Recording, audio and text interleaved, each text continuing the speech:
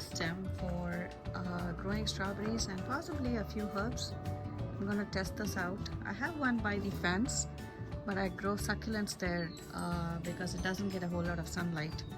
This spot I've chosen is right above a row of blueberries, so it's not going to grow very tall. So I'm intending to grow some strawberries on the top. These are nice long gutters that are remnants from our home construction project. So we have 2x4s here to anchor the gutter to the T-post, and yeah, I think this system should work pretty good. I'm planning to grow several strawberries which are nicely eaten up by roly-polies or snails, I don't know what. So I hope keeping them off the ground is going to help.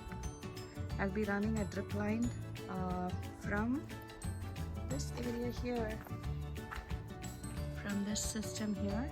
I'm going to be using the T-post, running up that T-post and then letting it, dropping a 1/4 inch emitter line along the length of this, and that should take care of the watering. Otherwise the metal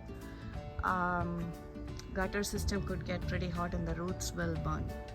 Let's go around and take a look at the back. So this is what it looks like. Pretty solid reinforced 2x4s and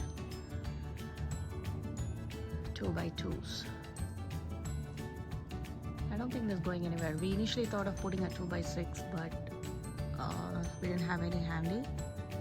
So this should be sufficient for our needs.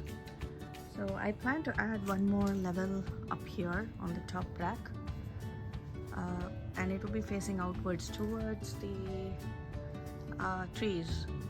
But I'm going to test this out, how this goes, for a week or two, and then decide to put on the other one based on how it does.